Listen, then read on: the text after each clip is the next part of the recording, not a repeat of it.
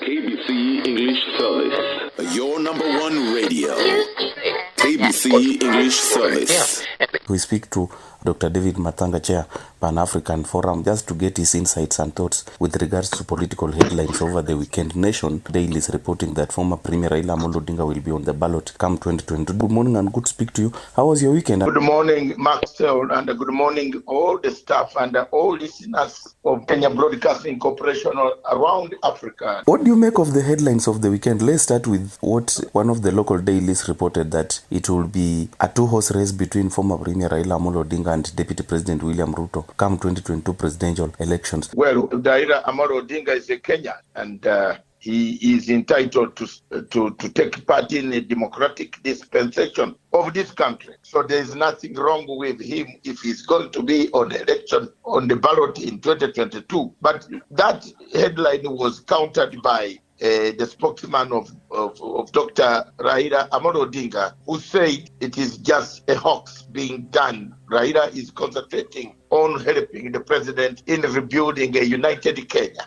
a Kenya with vision, a Kenya with unity of purpose. So he is not at the moment preoccupied with whether to approach to go and contest or not. That is the spokesman saying it. So, in essence, if he stands, he's a Kenyan. He's entitled to the democratic dispensation.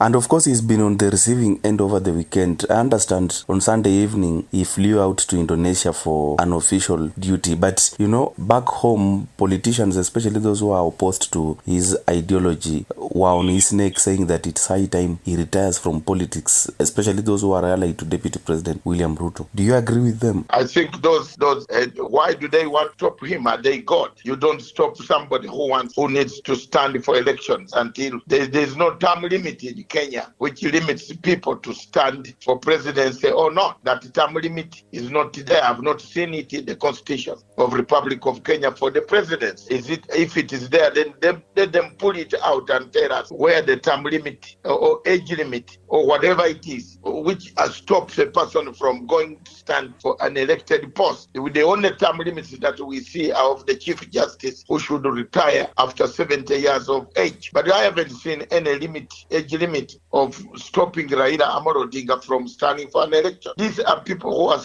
scaremongering and causing confusion, busy campaigning, instead of helping Uhuru Muigai Kenyatta to win a legacy, to have a legacy. Some of us are preparing for a legacy. Some of us are helping in one small thing, wherever you are, whether you are Kenyan, whether you are an African, and you see the vision of President Uhuru Kenyatta. He's everywhere in Africa, trying to make sure peace returns to several places in Africa. That's the visionary leader that we are interested in. You are a friend of the handshake and a friend of the war against corruption. With the progress and how things are happening, do you think President Uhuru Kenyatta will leave behind a decent legacy? We shall see. We who are volunteers, I am a volunteer. I'm a Pan-African volunteer who wants to live to make sure that President Uhuru Kenyatta leaves a legacy. When we meet at AU, at summits, at Commonwealth, at United Nations, wherever we meet, when he has left power, there will be something, a symbol of hope for the people of Kenya. A symbol of hope. One of the symbols of hope is to fight corruption. And the President Uhuru Kenyatta is on record for fighting corruption.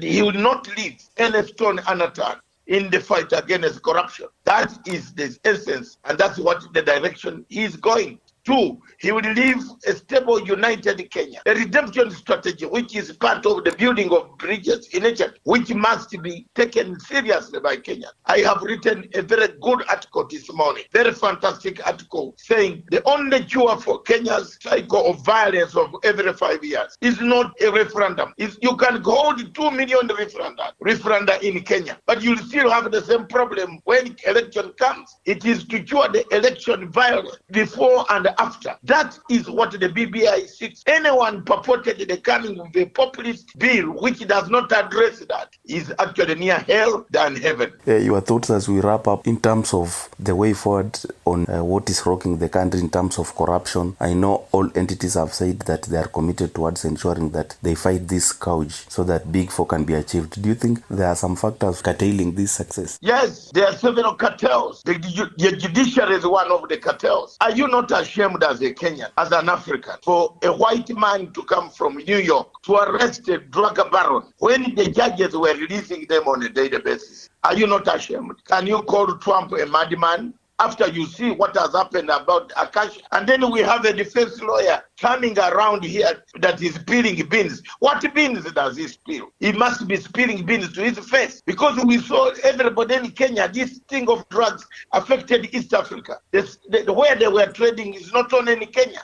It is in Uganda, it's in Tanzania, it is in Congo, it is in Burundi, it is in Rwanda, it is in South Sudan. This has destroyed our credibility as Africa. We cannot have judges who can release these guys. We cannot have police cannot have people who are corrupt who release these guys, who work with these guys to go on killing people. It is not good. Drugs can kill. So we are ashamed. The fight against corruption must start with the judiciary. You can see that some of the names are being dropped from the judiciary, that judges were involved. They were involved in this cartel. So why should they wait for people to send them home? If you have been mentioned in this scandal, spark and the ship, like a Jupiter Chief Justice Mwiru, there is no need of you being pushed. Yet this allegation might come one day to be proved. That is my stand. That's the way I feel Kenya will lead a way in Africa. Kenya is an East African state, and we are getting ourselves to East African Confederation. There will be no one nation called Kenya. There will be a nation called East Africa, and later on Africa. That's where we are heading. Let the legacy of President Uhuru Kenyatta stand. Always a pleasure speaking to you. Thank you and all the best. Thank you very much. Take care, all of listeners. This is KBC English Service.